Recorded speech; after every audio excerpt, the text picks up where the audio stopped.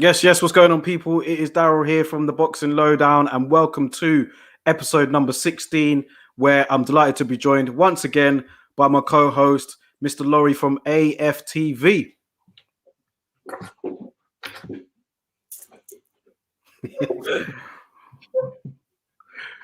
Hey, what's happening, man? How you doing? Not bad, man. Everything's good. Everything's good, man. Everything's good. I'm still, you know what? Still kind of recovering from that last podcast last week, man. It was fun. Yeah, we've got a lot of people talking about that one, man. Enough smoke. Good episode that show was, man. Good episode. You know what? There was like a divide, really. You know, we were split on the opinion of Canelo. Yeah. There were some people that were fiercely backing me, even though, like, even up until I've gone live now, I've seen people still backing me, but then I've seen people fiercely backing you as well. So it's like there's a divide, man. That's what we love. It's all about opinions in this. Yeah, I mean, listen, it's for number one, boxing is one of those sports. It's very subjective, man. It's what meets the eye. And number two, Canelo divides opinion. I mean, the one thing you can't say about Canelo is that he's not a great fighter. And I just want to make that clear. I've never said Canelo is not a great fighter. I've been watching this young man now for a good while. I first saw him fight many, many years ago. I think he fought Matthew Hatton, you know what I mean? And I think Canelo must have been about 18 at that time, you know what I mean? He's been a pro since he was 15, and he comes from a family of fighters. So you cannot help but admire it. But the point I'm trying to make to people is there's a lot of the other stuff that goes with him that is not very likable, you know what I mean? And as I said to you before, I've got this phrase, I call it the three-headed monster. And unfortunately, Canelo epitomizes the three-headed monster. Three-headed monster, number one, ducking. Canelo's done a lot of ducking in his career, and I get it. Yes, Floyd did it. This one did it. They all do it. Yes, a lot of them do it to certain degrees, but I think Canelo does it a lot. The cherry picking is unmistakable that he does that, man. Come on, man. You know what I mean? Going through the weights, picking off guys that he knows he's pretty much going to beat. And then, of course, what's the other thing that's undeniable is the ped use. You know what I mean? Unless these people who are capping for him are going to say, oh, it was a Mexican meat. Like, so come on, man. You know what I mean? So he does epitomize a lot of the things that's wrong in the sport right now. Well, listen, man, we're going to get into that anyway, man. As you can see, there are people entering the chat. Anyone that enters through the chat, man, and want to speak live, just drop your questions, and then me and Laurie will answer them throughout the show, whereas we'll talk about the different topics that's been happening over the last week. Big up to everybody, man. Don't forget to hit the like button. Somebody asked me why. Somebody asked me, they were like, why should I, what difference does it make hitting the like button? Well, hitting the like button raises awareness. It gets the video out there on YouTube. That's why I asked to hit the like button, and the person was like, okay, cool, I'll like every video from now on. So that's pretty much why I asked to hit the like button. Share it, subscribe it. We've already got a comment here from our guy Jeff over in Philly. What's happening, Jeff? He's put the two best in the UK, Boxing Lowdown and Laurie. Salute, fellas. All right, man, we need to get Jeff back on, don't we? I keep saying that. Big up Jeff, man. Big up Jeff, yeah. I'm going to have to hit Jeff up and get him back on, man, because he was great last time he was on here. But yeah, he's a Philly guy, Jeff, so we'll have to ask him about Cool Boy Steph, man. Yeah, we do. Yeah, that's a Philly fighter, and he did really well last week. I don't know if any of you was catch-up fight. It might have flown under the radar for a lot of people, but he had an excellent win. He won I think it was the WBO 122 championship against Angelo Leo, who was a good fighter. It was a very good fight and a good win. And I also hear that Cool Boy Steph Fulton been sparring with previously with Carl Frampton, who rates him highly. So yeah, we'll definitely get Jeff back on there, man. Jeff also, like, I don't know if you're a basketball man, Jeff, I'm sure you are, but the 76ers are doing their thing. I got my Milwaukee Bucks top on. Do you know what I mean? So we'll chop it up. We'll get Jeff back on, man. He's put here, Cool Boy Steph was impressive. Big up Conrad in the chat here. He's put Chris Congo versus Michael McKinson on the Dylan White undercard. Yep, that was announced this week. And you know what? Let's just get straight into it, man. I was going to start off with fight, by the way, you know. Yeah, let's talk about it. I mean, Chris Congo, he's a very talented welterweight. Michael McKinson as well. That should be a good undercard, I reckon, man. I think that is going to be a good show on the Dylan White card for sure. No, that's an excellent undercard fight. In fact, in a small hall show, that would top the bill. You know what I mean? So yeah, I'm looking forward to that. I like the look of Chris Congo, man. You know what I mean? Tall, rangy, good skills, good amateur background.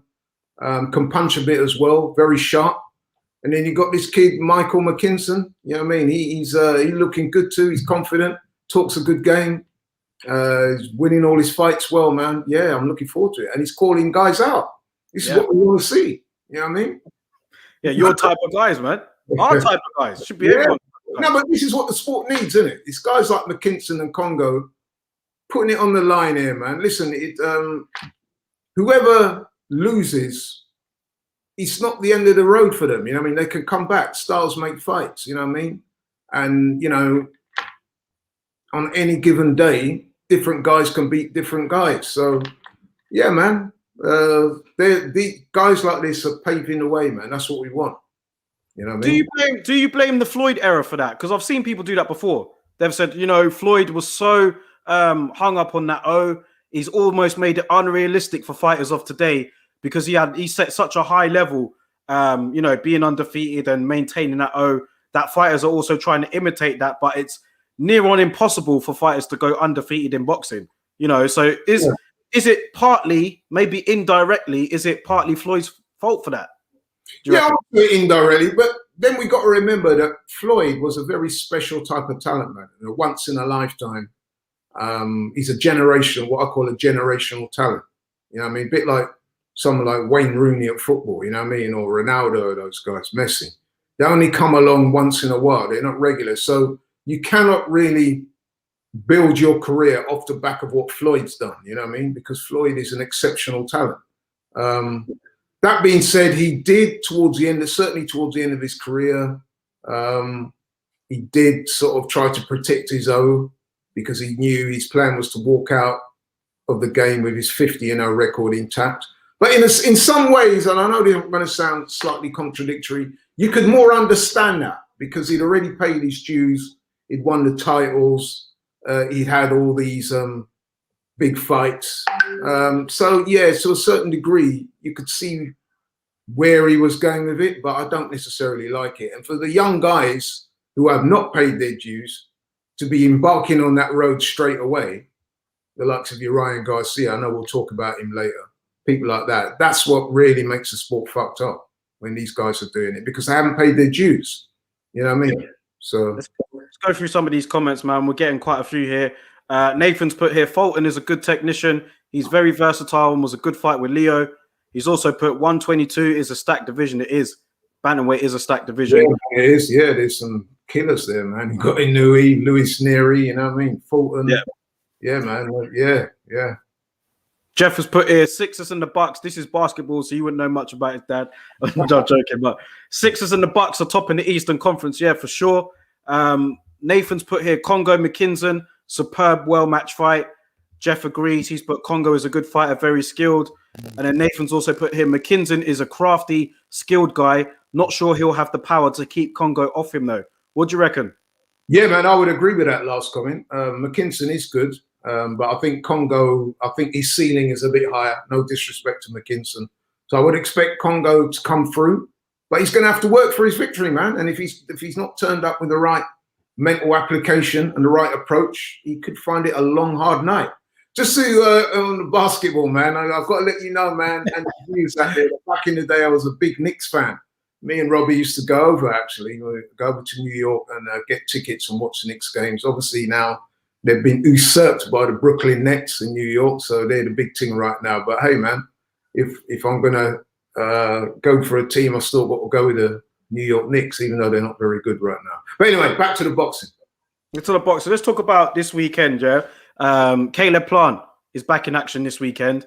He'll be taking on Caleb Truax, defending his IBF super middleweight championship belt.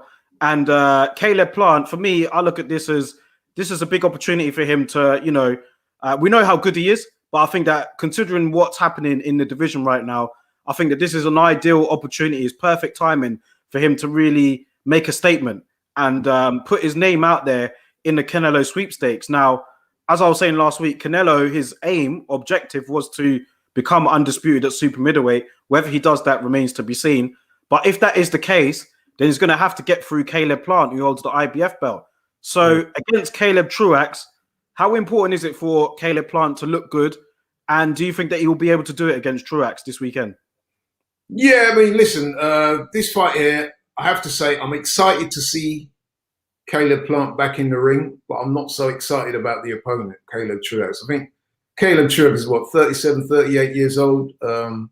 He's a bit of an overachieving journeyman, if you like, and I don't wish to sound too disrespectful. Many of your viewers will have seen the 2 fights with DeGale, where he won one and lost the other one. Listen, man, I mean, like I said, he's an overachieving guy. He's not blessed with a great amount of talent, but he is tough. He will give it a go. But to be honest with you, man, I don't really expect this fight to be particularly competitive, even if he does go the distance, which he might do, because Caleb Plant is not a massive puncher. But I expect him to outclass this guy, and I'm pretty sure he will. The only thing is, the conundrum he might have is, if you're Caleb Plant, do you want to look too impressive? Because if he goes in there and bangs out Caleb Truax in a few rounds and looks sensational, then knowing the way Canelo operates, he'll probably put that off for another year. You know what I mean? So I don't know, man. But yeah, all jokes aside, I'm looking forward to seeing him in the ring. I'm not particularly excited about the opponent, but I would imagine he's going to take care of things, if not with ease, but comfortably, put it that way. When you look at Caleb Plant, yeah, I mean, I look at him and, you know, he's a young champion, 28 years old, you know, a good-looking kid. He's got a great story behind him. He's got a good style in the ring. You know, he's popular in his area where he's from. Could he be like a future star in America, or should he be up there already, do you reckon? Yeah, I think he should, man. I mean, like you said, he is all of those things. And to top it off, the kid can fight, man. He's a very good fighter. Very skilled. For those of your viewers who watching this show, he's not the biggest puncher, but he's got excellent boxing skills, good hand speed, excellent foot speed, good athlete. And like you said, man, he talks well. He's got the story about him losing his daughter. He also lost his mum. She got shot by the police, actually. Story is, yeah, he's been through a lot, Caleb Plant. He's been through a lot. And it's interesting, really, because in boxing, they're always talking about they need to find, you know, the next American white hope. You would have thought that Caleb Plant is it. You know what I mean? So he ticks all the boxes. Yeah, but he probably doesn't get the plaudits he deserves just yet anyway. You know what I mean? So maybe it's because he's not a massive puncher, or maybe because he's more of a boxer rather than a brawler. So his skills will be appreciated by more like the boxing aficionados like yourself and myself and Jeff and people like that, rather than the casuals who just like to see people get banged out, or if not banged out, they like to see brawls. So that's one of the unfortunate things about boxing. If you're a good, skillful boxer, for some reason, people tend to view that as not exciting, which obviously I disagree with. But yeah, man, for all the people watching this podcast, man, tune into Caleb Plant, man. Very good fighter. You'll like what you see. I certainly do, anyway. Caleb Truax. Now, I remember him in 2017. Traveled to England, was taking on your boy James DeGale, and everybody was looking at it like, boy, James DeGale is just going to wash this guy, man. But he came over here, produced a massive upset. You know, took the belt back to America, where James DeGale eventually had a rematch with him, and he won the belt back. But it was a hard-fought battle, that was. It wasn't no easy fight for DeGale. Are we kind of writing Truax off? I know it was a couple of years ago, but he slipped. I haven't really seen much. He slipped a bit more since then, hasn't he? Yeah, he has, yeah. And to be honest with you, it was a massive upset at that time. I think that was the start of James's decline, really. Actually, it's probably a little bit before that. Probably Badu Jack, maybe. Yeah, yeah. And James wasn't operating at that level that he had once been operating at, and he probably took Caleb Truax lightly as well, and he didn't perform on the night, and he basically got outworked, out-hustled. It wasn't a particularly good fight, and this is what I was saying. No disrespects to Caleb Truax, but he doesn't do anything spectacularly well, does he? He's tough, he's well conditioned, he's game, he comes to fight, which is all creditable attributes. However, he's not blessed with a lot of boxing talent. And when he's going up in levels against the better guys, you know, I mean, obviously he's been found out. And that's what I expect to happen on Saturday. I think Caleb Plant's levels are way above Truax, and I think he'll beat him quite comfortably. Maybe even stop him. Because Caleb Plant has shown a little bit of power in his last couple of fights. Got a comment here from Stefan. Big up, bro. Thank you for your comment. He's put Plant Benavidez needs to happen. I reckon Plant wins that, but I seem to be in the minority. Listen, that fight does need to happen. Caleb Plant and David Benavidez, that is a fight I'd love to see. Both of these two guys, they've been kind of building up a rivalry, these two. But listen, man, before I go to you, Laurie, Benavidez, as much as I like him, he needs to show me, you know, recently, and I don't mean in the ring. I think he's a quality fighter, man. I really do. I'm talking about his discipline.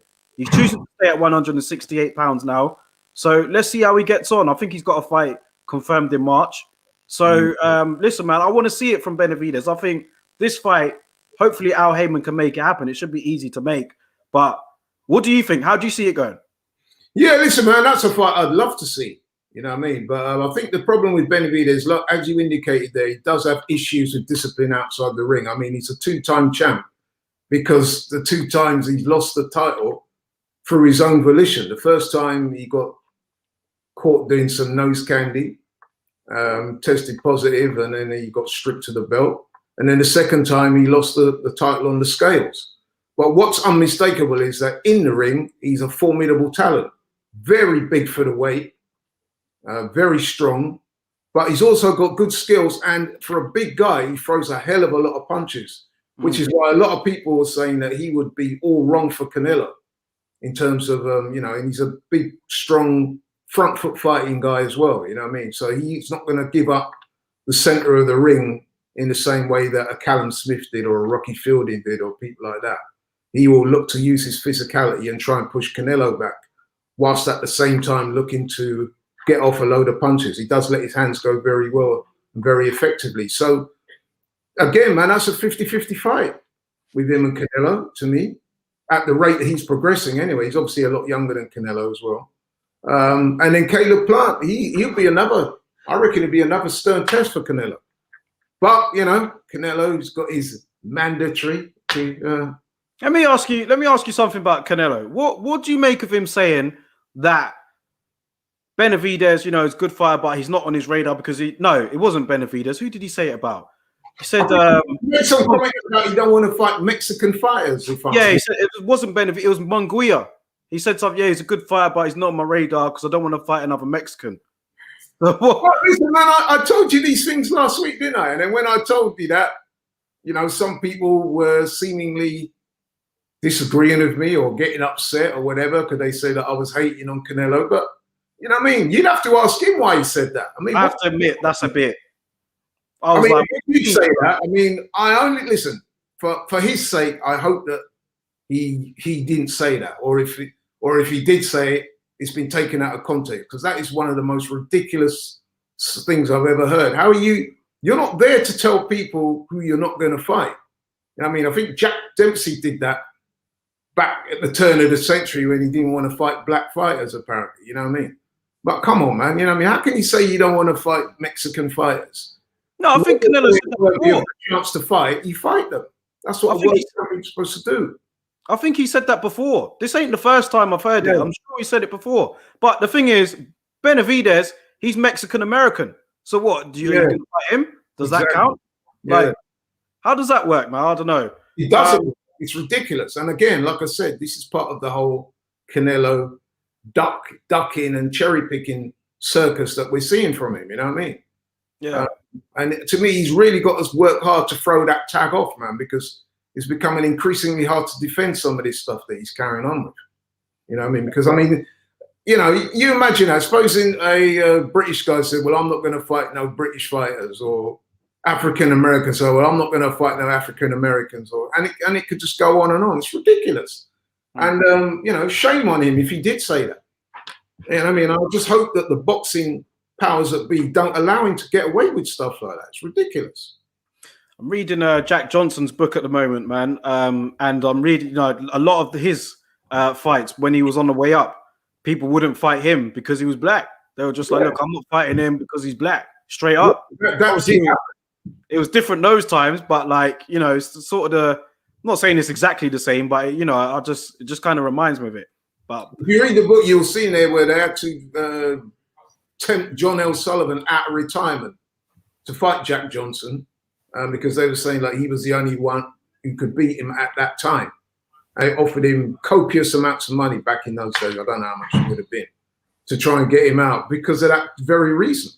Yeah. You know what I mean? And I think Jack Dempsey went through a spell in the early 1900s where he came out publicly. Obviously, the world was a very different place then, and said that he would never fight a black fighter. I think he was worried that he would, because he was very popular at that time, he was worried that if he lost to a black fighter, he would never be able to live it down. So his response to that was, well, I'm not going to fight them. You know what I mean? And he probably used that whole adage, you know, that black fighters don't sell, you know, that same thing that, again, people like Canelo, people in his entourage have used comments like that. You know, we're not fighting Jamal Charlo because he doesn't sell or Andre doesn't sell. Nonsense, man. This is the kind of thing I speak about a lot, you know, ruining the sport. Let's keep it moving with the comments, man. Nathan here's put Trevor Bryan, Bermain Stavern tomorrow, Don King pay-per-view. Bro, I'm sure. I didn't know it was pay-per-view.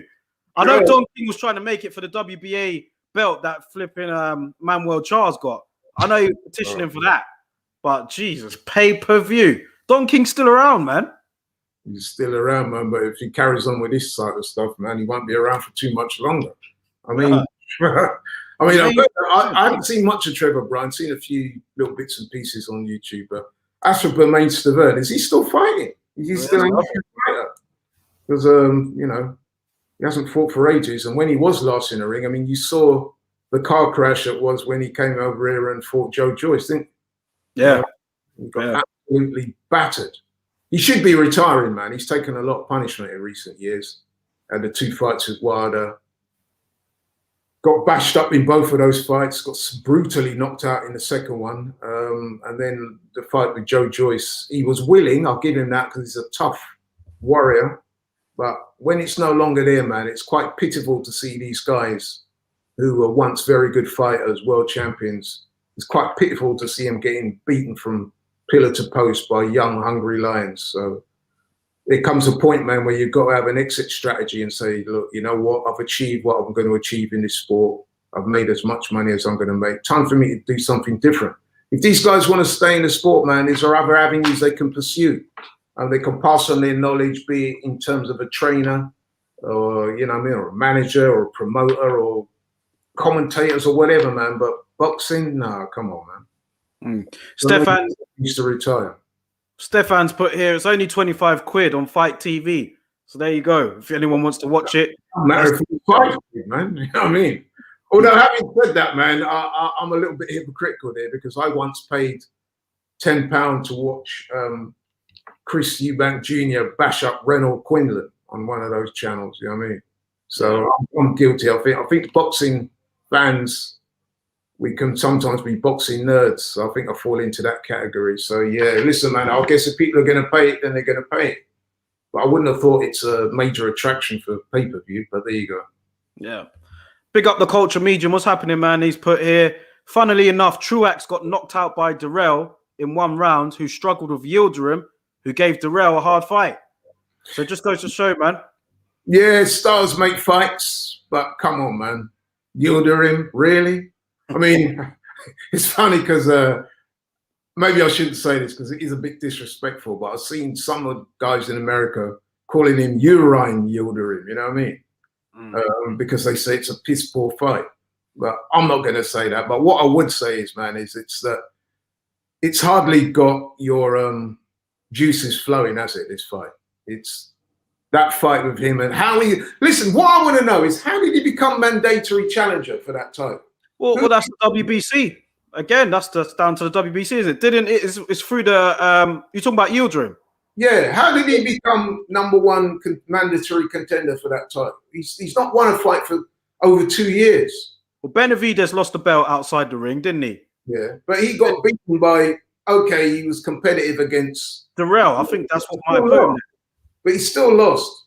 And, Yeah. and previously, when he'd stepped up to anywhere near world level, he got smoked by Chris Eubank Jr. You saw that in the World Boxing Super Series fight, where he got absolutely smoked by Chris Eubank Jr. So those are the memories that are etched on my mind when I think about Avni Yildirim. And then, of course, some of your viewers may not know, I'm sure you know, that he served as a sparring partner for Canelo in the past.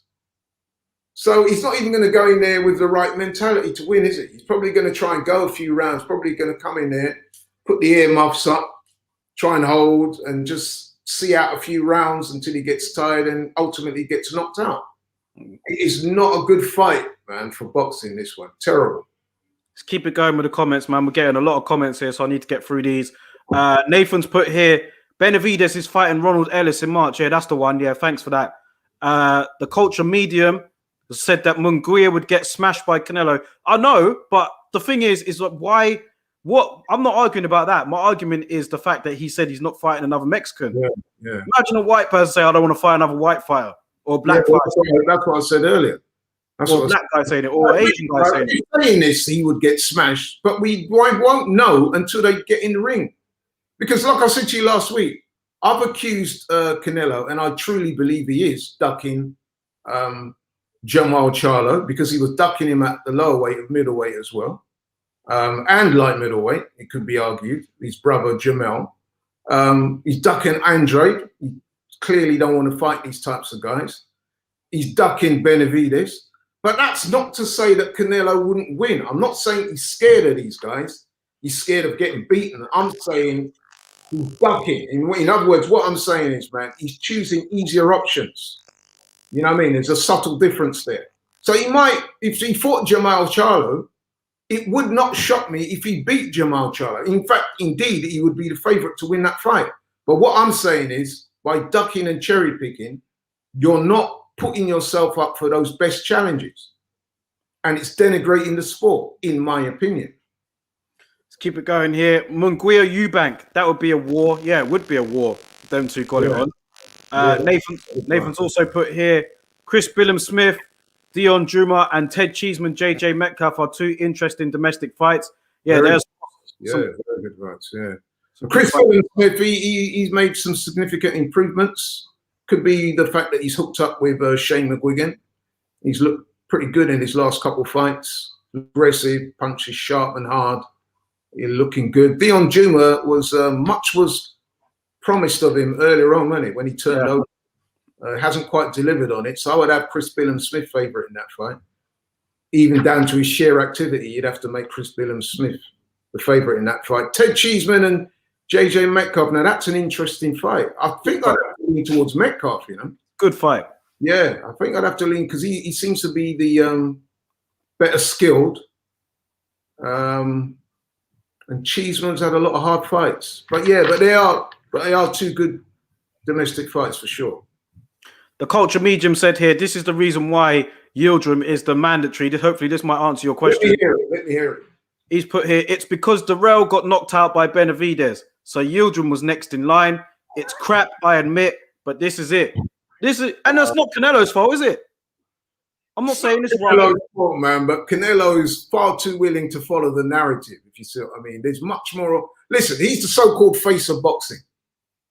And he can go out there and pretty much make the fights. We keep hearing people say it's not the belt, it's just the fighter.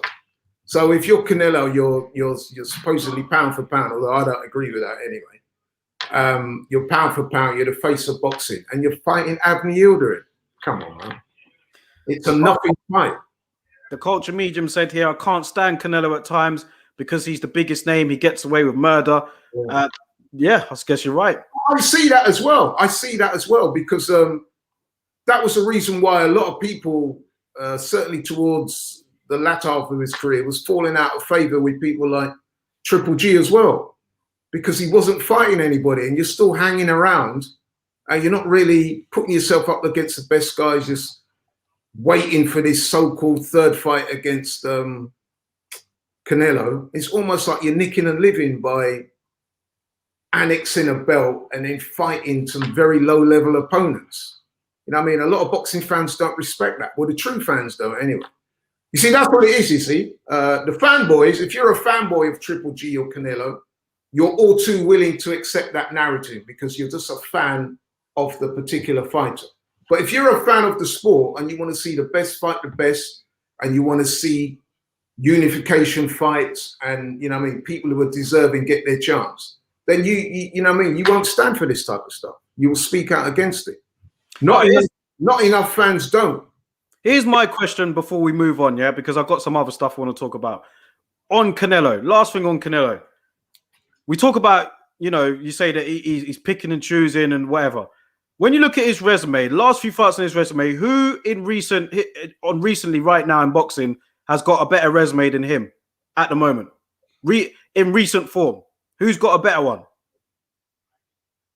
That's a good question. That's open to anyone in the comments as well. Anyone who wants to add, just let me know. But when you look at it, some people are saying, look, he can have this fight against Yildirim. Look at who he's fought over the last few fights. At face value, you would say that. But again, I would say he's cherry picking because you're going to say, yeah, he's fought X-fighter and he's moved up different weights and fought them. But there's a number of fighters who could do the same thing if they adopted the same practice. Now, personally speaking, I like Terence Crawford's record. He's been very impressive recently. He cleaned out he started at lightweight, he won a title there, he went up to light welter, cleaned out that division, something that Canelo's never done up until this point. Something that he wants to do. He says he wants to do. Let's see how that materializes. Yeah? And then Crawford, he's gone up to welterweight. Since he's gone up to welterweight, he's found certain fights hard to come by. But everybody they've put in front of him, this guy who's come up from lightweight, he's stopped them. You know what I mean? They haven't even been competitive with him. So, you know what I mean? I like Crawford. Nathan's put here now with a new aim. That's a good shout. You know what I mean? So there are other fighters out there, man. Jamel Charlo, look what he's done. You know what I mean? Okay, Conrad. One loss that was very disputed, but he avenged that spectacularly. He's not been, prior to losing the fight with Harrison, not been beaten for a number of years. He's clean. He's ended up pretty much cleaning out that division now, isn't it? He's unified the division. Hasn't cleaned it out, but he's unified with against Rosario. Who was a lot of people had that as a 50-50 fight, didn't they? You know what I mean, these are the fights that Canelo is not having. How many of his fights are 50-50? They're more like 90-10 or 95-5. And then on top of the fact that he's selecting the opponents, we're also hearing that he's stacking the cards in his favor by giving fighters 4 weeks notice, inserting various clauses, rehydration clauses and otherwise on the fights. It just kind of detracts his image. Conrad saying here, it's not fair for you to say who's got a better resume than Canelo because Canelo can get all the fights he wants. Well, yeah, but he's put himself in that position. That was exactly the point. He's put himself in that position, hasn't he? When you say he's put himself in that position, how has he done that? Because he's the biggest star in the sport.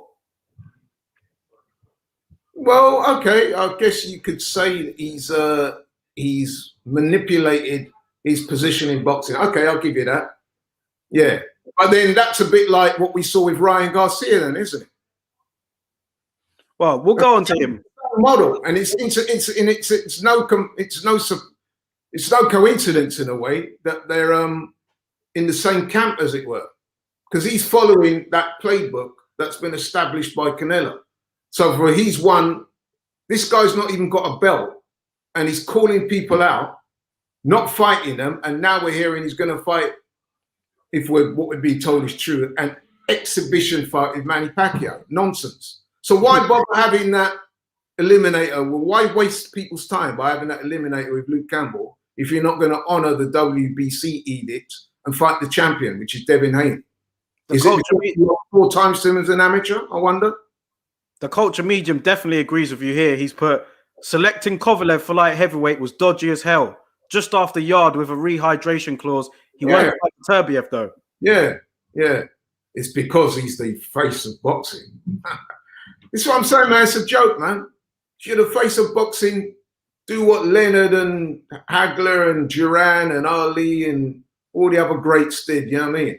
Lennox Lewis, Holyfield, fight the top guys in your weight class. Stop going up and down and picking off guys because you think they're vulnerable, like what he did with Rocky Fielding, you know what I mean? Terrible, you know what I mean? It's nonsense. Let's move on to two guys that are doing the right thing, man. Two young prospects that I'm very excited about. It was announced this week that they'll be both stepping up in competition. Two very exciting prospects, Virgil Ortiz and Jaron Ennis. If Jeff is still in the chat, obviously he'll know a lot about Jaron Ennis with them both being from Philly. Now, Jaron Ennis, he's going to be stepping up and fighting Sergey Lipinets. And Virgil Ortiz in March, he's going to be fighting Maurice Hooker, you know what I mean, in April. So, no, wait. Virgil Ortiz and Maurice Hooker are fighting in March, sorry. And Jaron Ennis and Sergey Lipinets will be fighting in April. So whenever, like, these two guys are stepping up and, you know, good fights, man. Very good fights. Especially the Lipinets one, because Lipinets is a hard man, good puncher. And he will bring it for definite. So Jaron Ennis, if there's any questions to be answered, Lipinets will bring it out of him. With the Maurice Hooker, Virgil Ortiz fight, well, Maurice Hooker coming up in weight. I think it's a less challenging fight than the Lipinets one, but it's still a good still a good step up fight. You know what I mean? Still probably be the best opponent he would have faced at this time in his career. I mean, it looks like the super fight down the road will be Virgil Ortiz versus Jaron Ennis. That looks a sensational fight. You know what I mean? If they keep on that trajectory. But credit to those guys for stepping up. In particular, Jaron Ennis. That is a hard fight he's got there. If he goes in there and does a number on Sergey Lipinets, I'll be mightily impressed. Because Lipinets will not be in there to lay down, man. He'll be in there to win. Yeah. Lipinets can punch as well. He's only got the one defeat. Lost to Mikey Garcia. That was on points, wasn't it? He's a tough man, but he's moving up in weight as well. He's moving up in weight. So both of them. But I think Maurice Hooker, I don't know. Would you say the Lipinets is a tougher fight? Because Maurice Hooker's a former world champion as well.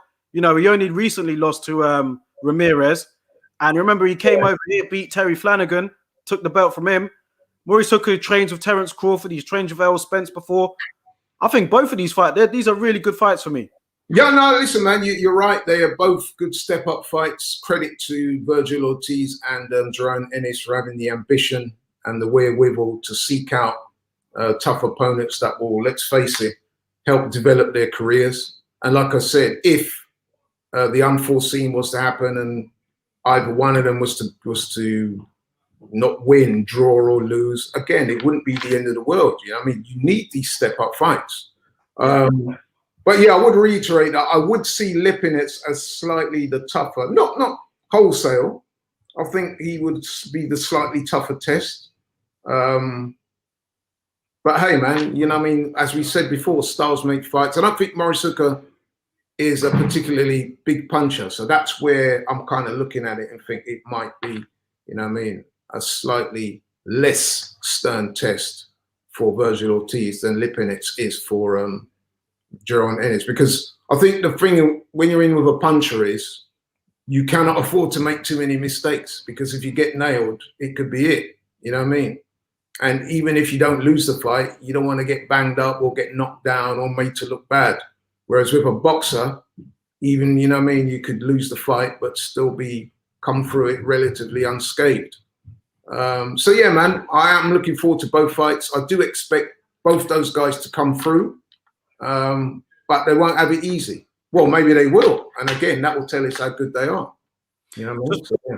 Just before I ask my last question on this subject, those that are in the chat right now, big up everybody. Thank you for leaving your questions. And don't forget to hit that like button, man. Share the video, subscribe to the channel. We'll be doing these podcasts every week, man. So thank you all for joining, as you all do. I've seen some names there that I recognize, you know what I mean? They come in every week. So big you guys up, man. Respect. But last question before I move on. Jaron Ennis and Virgil Ortiz. Who excites you more out of those two? They're both very exciting, but who at the moment excites you more?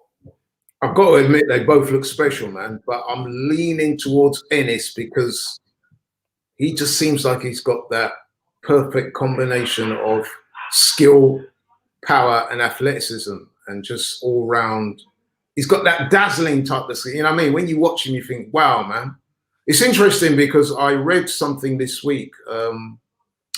One of his last opponent, where he didn't actually win the fight. I think it got declared a no contest. Yeah, Van Herden. Yeah, he fought Chris Van Herden, who's also fought Errol Spence, although that was many years ago. But he said, and I quote, that Jerome Ennis is a better fighter in every department. More power, more skill, more speed. So he seems mightily convinced. And Van Herden, okay, he's not the Van Herden he was when Errol Spence fought him. So that does have to be taken into consideration. But then, you know, I mean, if you're going to go on and eulogize about the guy like that, then you have to kind of take that seriously and say, well, you know what I mean? Because he does look good, man, Jerome Ennis. I recommend anyone who's watching this, you know, I mean, if you get time, go on YouTube, pull up a couple of his fights, man. The guy looks sensational. But then Virgil Ortiz has looked equally devastating as well. Although maybe not quite as skillful, but he looks devastating, man. Aggressive, can box, he can punch. You know what I mean? He walks you down, you know what I mean? So, yeah, both those guys. Very talented, man. And I want to move into my next topic for this show today. I'm just bringing back up this comment from the Culture Medium, because he's put here, selecting Kovalev for light heavyweight was dodgy as hell, just after Yard with a rehydration clause. I won't go into it more because the next topic of what I want to discuss is Sergey Kovalev, who was busted again. You know, he had his B sample and he tested positive again for synthetic testosterone. And obviously the fight that he was scheduled to have at the end of this month was cancelled. He's going to look at a ban now, probably a ban, as well as a hefty fine. Kovalev, man, I did a video on this in the week. He's been through some shit, you know what I mean? And it's down to his own doing, really. Inside and outside the ring. You look what he's done. He got that civil case hanging over him, that domestic case where he beat up a woman and her dog. There's also the fact that he hasn't looked good in the ring. There's the vodka issues that he's had over the past few years. There's, you know, other issues surrounding Kovalev where, you know, he's 37 years old now. He's out of his prime. He's been knocked out a couple of times. Kovalev in his prime was a devastating fighter, man. He was. But is this the end for Sergey Kovalev, in your opinion? Or do you think he'll come back? It's difficult to see how he will come back because, I mean, let's face it, Sergey Kovalev, he's not going to earn the type of money through boxing elsewhere, is it? It's not like he's going to rock up and become a commentator or anything like that. So, yeah, inevitably, he will be forced back into the ring, whether he likes it or not at some point. But in terms of his effectiveness and his ceiling, listen, man, his ceiling is way past. He's definitely on the way down. And, yeah, he's on a hiding to nothing, really. You know what I mean? He comes back, they're going to throw him in with some young, hungry guy that wants a name like Kovalev on their record, and they're just simply going to walk through him at this stage. I mean, it's quite pathetic of him, really. I think that listen, we don't know Kovalev's past. It could be that he was using before and now he's just got caught, you know, effed up, didn't cycle off whatever he was taking and got caught. Or it could be, as some people are suggesting, that he's in the latter twilight stage of his career.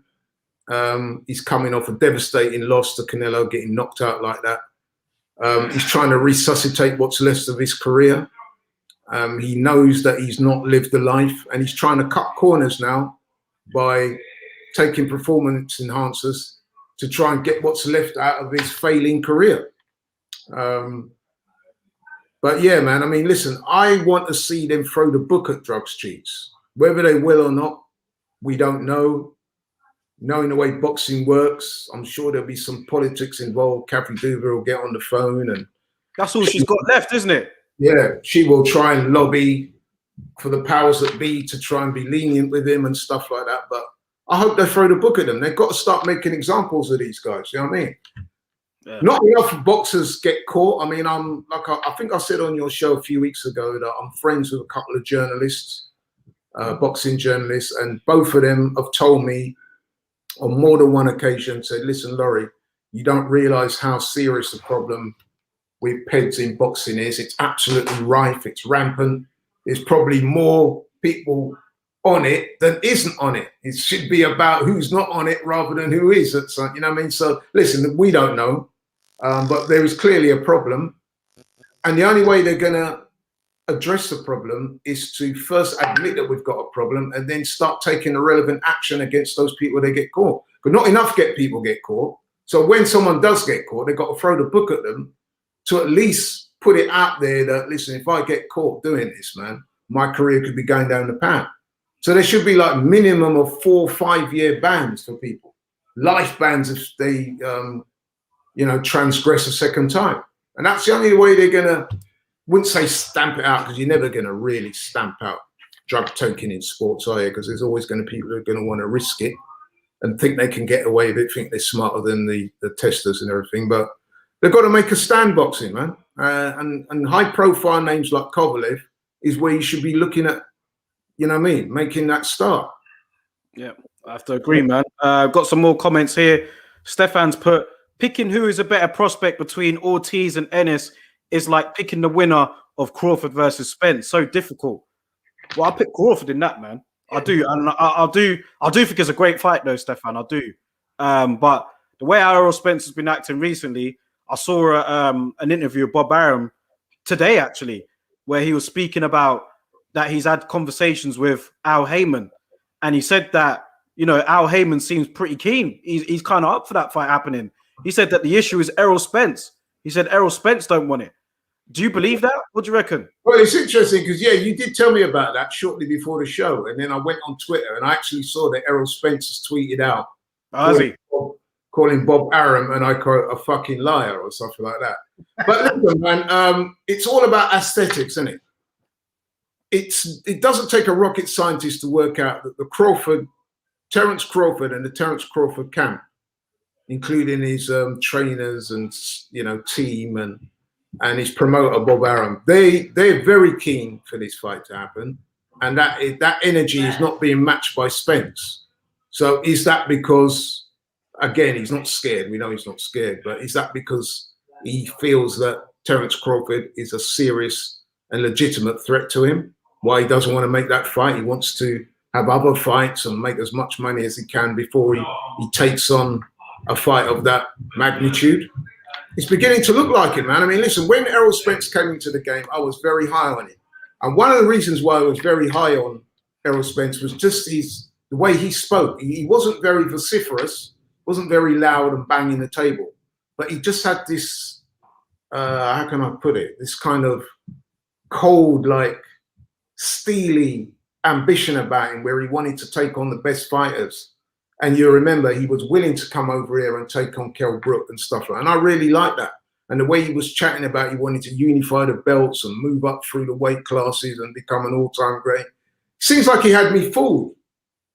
Because what we've seen transpire since he's become champion, he's adopted that sort of mindset of what a lot of what I call the PBC guys do, you know what I mean? Which is they've taken on this diva type of status, you know what I mean, where it's all about, yeah, I'm the A side, you know what I mean, how many losses you got, you know what I mean, I've got this, I've got that, if we fight it's 70-30, and yeah, I mean, all this type of stuff.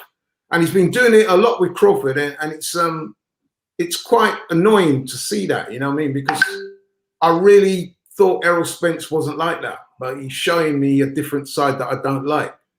And yeah, man, I've got to say, I agree with you. My money would be on Crawford. He's shown the better form. He's been more active. Although Spence, you know, he had the car crash and he'd come back and he looked, you know, he did look very good against Danny Garcia. But in the meantime, Crawford has been stacking his resume, man. He's been fighting and he's been impressive. He's been stopping guys. And he's looking in the form of his life. Maybe Spence and his team are trying to age him out a little bit because he's a couple of years older than Spence. He's into his 30s now, so maybe they want to fight him when he's 35. I don't know, man. But yeah, it's been disappointing to see the way Spence is seemingly ducking this fade with Crawford. You know what I mean? I don't like it. Let's go through some of these comments, man. Going back to Sergey Kovalev, Stefan's put here, Kovalev was up against Canelo before he got stopped. Can't see him. No, I don't think he was up. I think he did well, though. I think he was like, it wasn't. Do you think so? He wasn't getting dominated. It weren't like Callum Smith. You know what? I'm glad you brought that up because this is something that I need to get off my chest. That fight between Canelo and Kovalev, do you not think he had this kind of weird mystique surrounding the fight? This is weird kind of aura around it because Who? Kovalev or Canelo? Sorry? Who? Kovalev or Canelo? Or both? Canelo versus Kovalev, when they fought, I just had this unease about that fight, man. I just felt, I don't know what it was, man, but I just felt watching it that Kovalev wasn't giving of himself the way I'd seen him perform in recent fights. It wasn't the Kovalev that I'd come to know, you know what I mean? I wouldn't say come to know and like, I've never really liked Kovalev as a man, but as a fighter, he was a formidable fighter. Yeah. And the urgency and the energy and the nastiness that we come to associate with Kovalev weren't there. Now, was that because he was effectively weight drained with a rehydration clause that they put in him? Was it because he'd fought Anthony Yard a few months before and been given life and death in that 8th round? I'm not so sure, but there was just a weird, uneasy feeling I had watching that fight, like he wasn't giving his best. And then when he got hit with those 2 shots, it looked to me like that if he really wanted to have got up, man, he could have, but he didn't even try. You think he got up from that? Did you see maybe I'm going a bit too far with that, but I'm just saying, did you not watch that fight and think, wow, this is not the Kovalev I'm used to seeing? Yeah, what I'd say is I think, yeah, I agree with what you said there. I think that either he was trying to conserve energy. I definitely didn't see the nastiness in him in that fight. Yeah. He was very, the energy was not there. I don't know how to explain it. I mean, some people have come up with some more sinister reasons as to why. I'm not gonna go down that road because I don't know enough about what happened. All I'm saying is, surely not with that knockout. My naked eye, watching that fight, Kovalev seemed to be in a bit of a trance in that fight. Like he wasn't really giving it everything. That's all I'm going to say. And with regards to whether he was up or not, I don't think he was up. No, I think he was doing better than. I think it was relatively close on the scorecards when the fight was over. I do think that. So I think that's where Stefan's coming from. But the culture medium said here, Kovalev has got a good trainer in Buddy McGirt, but after years of drinking vodka and domestic violence incidents, the man is done. Yeah, he is done. But I could just see Kathy Duva trying to wheel him out because who else has she got in the main events team now? Main events ain't the biggest promotional firm out there. Kovalev is the biggest one. That she's got. She's gonna really, like you said, try and get him as low a ban as possible, as quick a ban, should I say, and then get him back out there. Listen, it's an open secret that Sergey Kovalev, even when he was fighting and winning regularly and, you know what I mean, and knocking guys out, even back then, it was an open secret that he wasn't living the life outside the ring. There were all kind of rumors that were, let's face it, that was put forth by one of his ex-trainers, John David Jackson, when he was training. Said before he fought Andre Ward, man, that, you know what I mean, he doesn't live the life and that he's got a drink problem. That he actually, he didn't just say that he likes a drink, you know. He said that he's got a drink problem. And then if you look at some of the behaviors outside the ring, there's not just the culture medium describes it as a domestic violence. I'm not sure if he's referring to the same incident as we are, because domestic violence would indicate that he's been involved in incidents with his wife, because we know he's got a wife. Yes.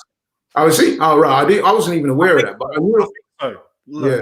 But the incident that we all know about involved the lady that he attacked after a night out at a club or a bar or something when he followed her home, and she refused his advances, and then he assaulted her and her dog, allegedly. Well, it's not allegedly. He actually went to court, and you know, he had to pay. It was a civil suit, and he had to pay the woman a lot of money, which I'm hearing that he hasn't paid her yet. He's trying to duck out of doing that. There was an incident on a plane, wasn't it, where I think he got thrown off a flight or something like that when he was accused of accosting females on a flight. There's been the racist incidents where he said some pretty untoward and imbecilic stuff about Donald Stevenson. Donald Stevenson, yeah. And there's been one or two other things that he's done on Twitter. There was a little while back where he wasn't he streaming one of the DAZN fights? Yeah. I think he's getting done for that as well, man. This guy outside the ring, you know what I mean? He's a bit of a disaster, you know what I mean? And it's kind of dovetailing with his performances in the ring have not been very good either. So it's looking to all intents and purposes that he's pretty washed up. And if he is going to stick around in boxing, it's like I said earlier, it's only to pick up a few paydays, with which he's probably going to have to pay off this woman that he still hasn't paid yet for the assault on her. So it's not looking good for him, man. It's not looking good. He was a formidable fighter in his prime, wasn't he? I mean, listen, when he come over to the UK years ago and beat up a still decent Nev from Cleverly, man, we was all like, wow, who is this guy? You know what I mean? And he, you know, he was living up to the moniker of the Crusher.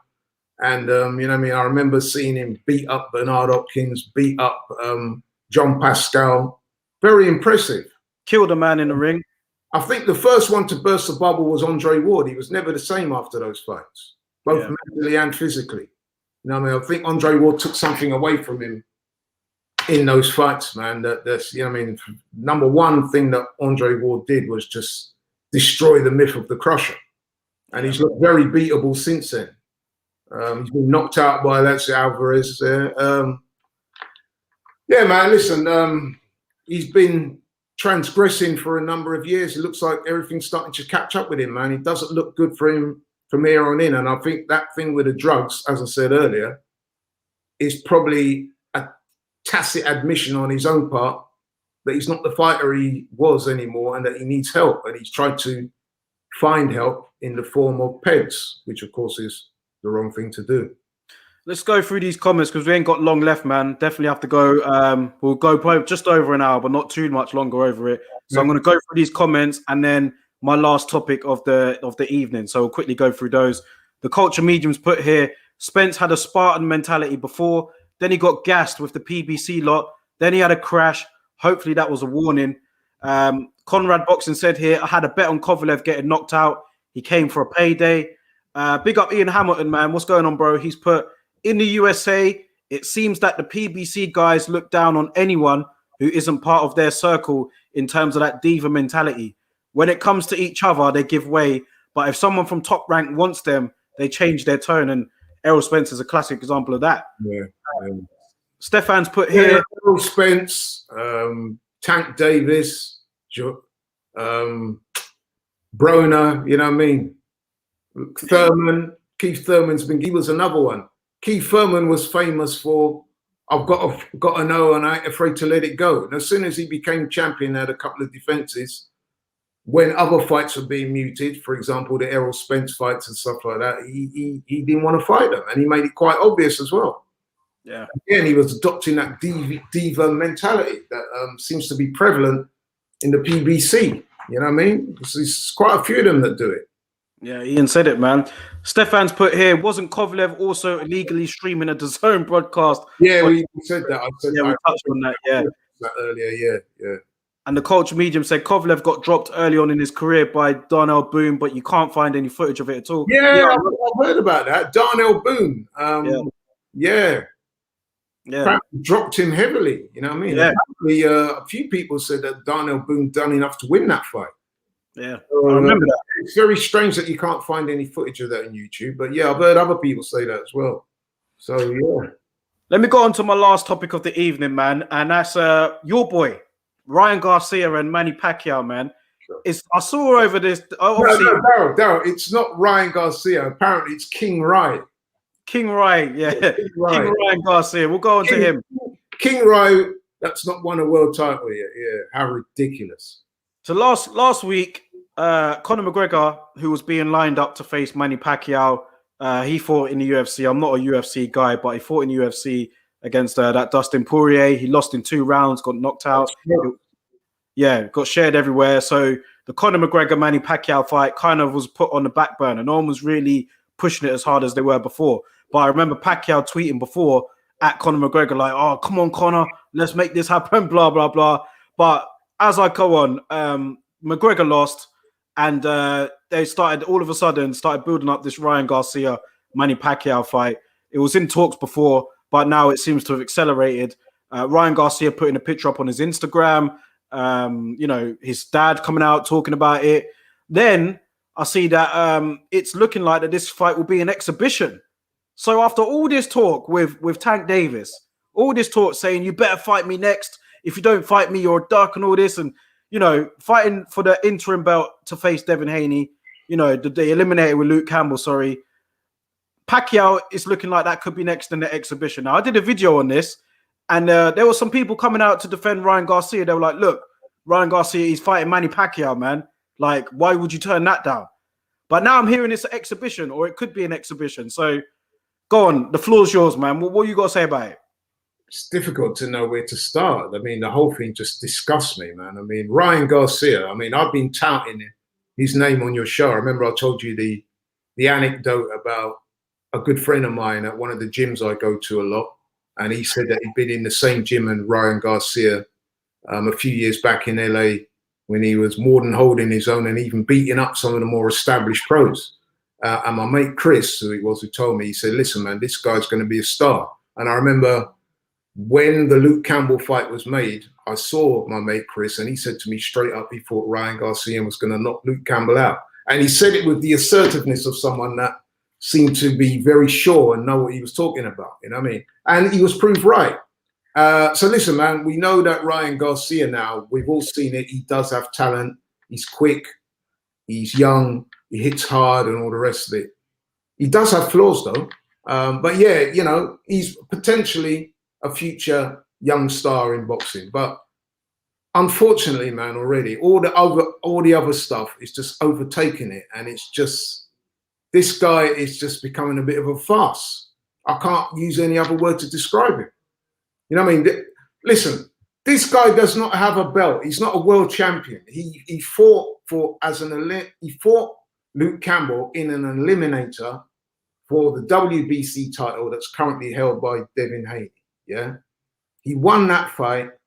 No sooner had he won it, Chris Mannix was the broadcaster, whatever he is, was sticking a microphone in front of his face and telling him, "Oh, you're the king. You're the shot caller. You can do what you want now." And it seems that Ryan Garcia has obviously taken that advice and run with it, you know, because now he's acting like a diva, you know what I mean? And unlike the Canelos of this world, who have paid their dues to a certain extent in world titles, he's not won a world title yet. Disgracefully ducking Devin Haney. He's telling him things like, "Yeah, we're friends. We can do that one in the future. I want to fight Tank." I said to you at the time, I didn't believe that fight would happen. I didn't think deep down he really wanted to fight Tank, because I think that if he did, he probably would have got knocked out anyway. And then since then, he's just been going on all these shows and chatting all this stuff and getting a lot of attention. But it's become farcical. And then to hear this now, he's fighting Manny Pacquiao, a guy that's two weight classes north of the division he should be competing in. And then on top of that, to hear that it's an exhibition, you just think to yourself, what is going on? No wonder, listen, it's no wonder the likes of these YouTuber guys think they can just come into boxing and start dictating like this, and start calling out old fighters and saying they want to have this fight and that fight, because they just see boxing as a circus, really. They couldn't do this with any other sport. They couldn't do it with MMA. They couldn't do it with, you know what I mean, you don't see this in any other sport. You don't get people shooting hoops at college and say, "Yeah, I want to go and play for the New York Knicks this weekend against the Lakers." You know what I mean? It's just a joke. And the boxing authorities are allowing this stuff to happen, and it's really bad for the sport. The boxing's becoming a circus, and they're allowing people like Ryan Garcia and Manny Pacquiao to just shit on the sport, really.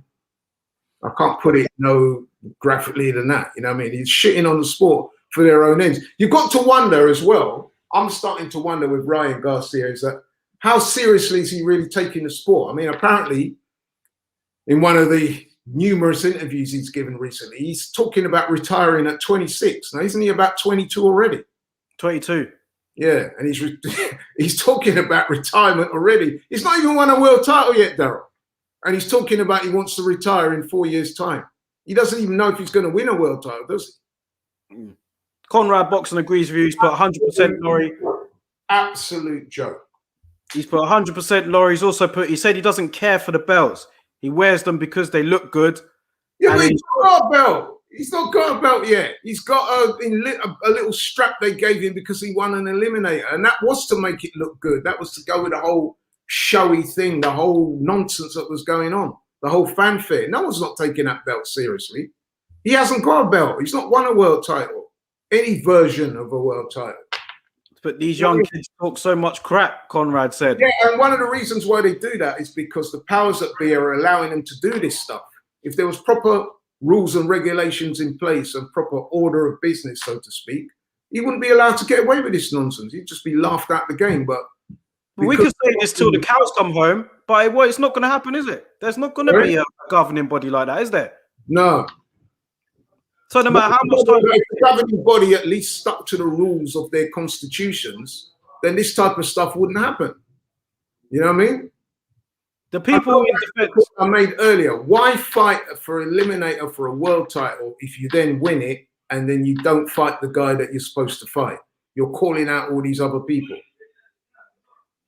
Some of the people in the comments in my video that were defending him, their argument was, look, man, it's Manny Pacquiao. He's 2 weights above. Manny Pacquiao showed that he could still beat guys at the top level like Keith Thurman, whatever. Why should he deny himself that opportunity? If Pacquiao comes calling, why should he not take it? That's what they're saying. You know what I'm going to say to those people? It's fans like you. You're as guilty as Ryan Garcia and Pacquiao because you're sitting by and you're allowing this because you're fanboys. You're not fans of boxing. You're just a fan of Ryan Garcia or Manny Pacquiao, you know what I mean? Because you cannot think that is right. You know what I mean? If you're a fan of boxing, you simply cannot think that is right. So for you to co-sign that and to be encouraging that, then that tells me a lot about you as a so-called boxing fan. You're not really a boxing fan. You're just a fanboy of Ryan Garcia. Because that doesn't make sense at all, man. You know what I mean? And like I said to you, and I said it on the show last week, I've got no problem with people like Manny Pacquiao, who has paid his dues in the sport, who is a great fighter. If you want to take fights against Jake Paul, Logan Paul, Conor McGregor or Khabib or any one of these guys, right? Then do it. Go off into the sunset, Manny, and do it. Just give up your belt, say thanks for the memories, and we'll say, yeah, you know what? You're a first ballot Hall of Famer. Thanks for the memories. You go and do your thing, bro. Make as much money as you want. You deserve it. But what you're doing, though, and this is the big problem I have, you're holding up the progress of the sport. You holding on to that belt that you've got. Somebody else could be fighting for that.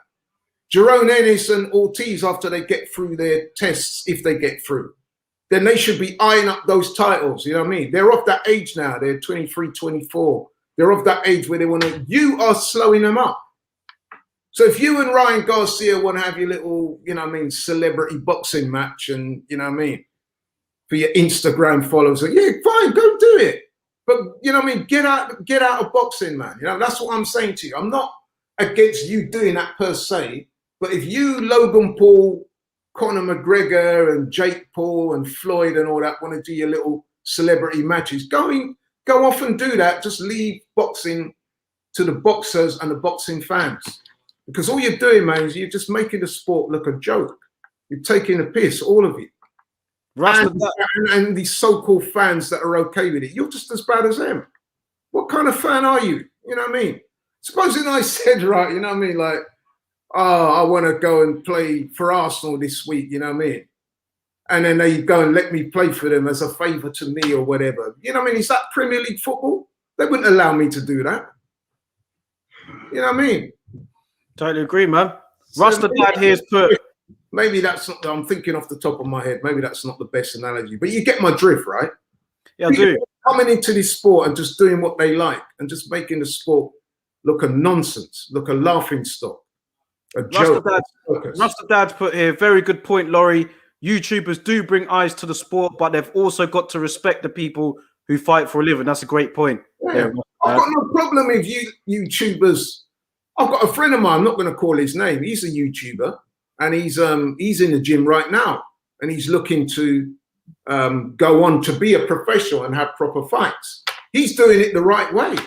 You know what I mean? He's not going to I think what weight does he fight? I think he fights at welterweight. He's not going to call out Conor Benn, though, is he? And say, yeah, Conor Benn, let's go and fight at your call. He's going to try and train and get his license and do things the right way because he wants to make that transition into being a professional fighter. He's doing it the right way. But all this other stuff, man, you know what I mean? It's just a joke. And like I said, I blame the boxing authorities because they've been so lax with their rules and the way they do things. You're just inviting people into the sport to do this nonsense. And you're letting guys like Pacquiao just take the piss. You know what I mean? If Pacquiao wants to fight Conor McGregor or Ryan Garcia and all this stuff, have your little celebrity fights, go away and do that.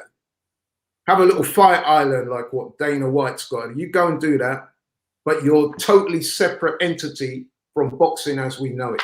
And then I'm fine with it. We'll go through these comments. If he wants to go down that road, he should go down that road.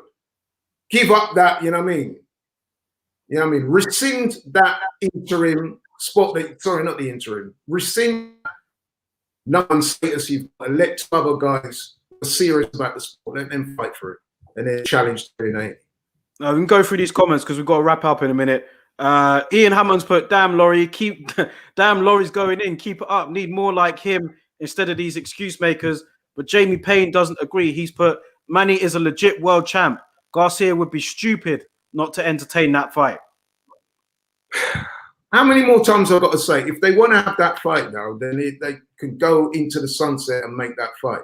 Manny should give up the belt because I'm not sure if Jamie's aware, but Ryan Garcia is a lightweight.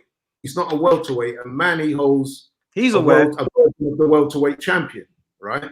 So if you fight Ryan Garcia, then fine. Go give up the belt and let two of the other guys who are deserving, let them fight for it and let them aspire to their dream of becoming a world champion. By holding on to the belt and then doing all this other celebrity stuff, you're slowing up the sport. I hope I made myself clear to Jamie when I say that. Yeah.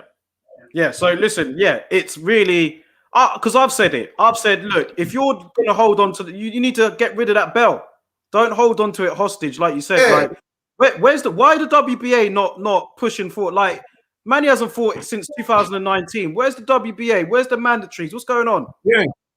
They should have said to Manny, listen, if you want to go and do that, then fine. But you know what? We're stripping you because, you know what I mean, we've got a title and it has to be honored. You know what I mean? You going off and doing your own thing and then coming back and fighting when you want is not acceptable. But clearly they haven't got the cojones to tell him that because it's Manny Pacquiao. Listen, man, we're going to wrap it up for this week, man. Another great show and some great comments, man, from beginning to end. You know, been very active today. Been struggling to keep up with the chat and everything, so it's been great. But listen, man. Yeah, I'm glad people are interacting, man. I like doing shows where people interact. Listen, man, I've got my opinion and I'm not, you know what I mean, I think I'm right, but, you know, other people may hold a different view. Hey, it is what it is, man. But that I feel very strongly about stuff like this. Having watched the sport all my life, grew up with my dad, you know what I mean, telling me about all the great fighters, sitting down with him and watching, you know what I mean, holy fighters, Ali, Fraser Foreman through the years coming through. I even boxed myself, you know what I mean? Me and you, Daryl, you know what I mean? Sat down and watched many a fight and I've, you know what I mean, chewed your ears off talking about all the great fights down the years, all the great fighters. And to see how the sport is kind of unfolding now, man, I'm very uncomfortable with a lot of what's going on right now, man. It's got to be said, man. I just wish there'd be more people who come out and say it. And that's what annoys me, you know what I mean? Like people who, if you're a real boxing fan, you can't be happy with this type of stuff, and you just can't be. Because it's just diluting the sport and just making it become a bit of a circus. You know what I mean? People laugh. I mean, I've got friends of mine when I talk about boxers, cowboy, yeah, but Laurie, who's a real champion at weight? You know, how can you have, friends of mine will say that to me, how can you have 4 or 5 world champions? It don't make sense. Surely there can only be one world champion, Laurie. And then I have to defend all this stuff as a bona fide boxing fan. Then I have to take them through all the politics and everything. And that's why a lot of people are turning to MMA. Yeah. You know what I mean? Because they just get sick of all the nonsense that goes on and all the stuff that surrounds it. You know what I mean? We at least with MMA, the lightweight champion is the lightweight champion. Okay, you can argue that Dana White exerts an unhealthy influence over it. He's got too much control. Call it what you will, but at least you know who the lightweight champion is, the welterweight champion, the middleweight champion, the heavyweight champion. You know what I mean? There's not 4 or 5 guys holding versions of the same title. You know what I mean? So true, man. But we're gonna wrap it up here, anyway, man, because we do have to go. We have to cut it off. But go through these comments quickly. Jamie's put he agrees with you on that point. So he said that's very true. Jar Bunny, what's happening, bro? He's put fire as always, guys. And Comrades put thanks for the stream. Interesting opinions as usual. Yeah, big up everybody in the chat. Don't forget to hit the like button on the way out. Comment on the video. Subscribe to the channel. We'll be here every week. And listen, man, we'll see you guys next week. Laurie, do you want to wrap it up? no, I just want to say thanks for the opportunity for coming on your show as usual, man. Really enjoyed it. Thanks to all the people out there watching and interacting, sending their comments in, man. I hope you like what you saw. Like I said, not everyone's going to agree with me. Some people are, some people are not. That's just the nature of us as human beings. But I think, you know what I mean, I think we really do need to criticize where it's where I feel it's just. Big up everybody, man. We'll catch up with you guys next week. We'll see you guys later.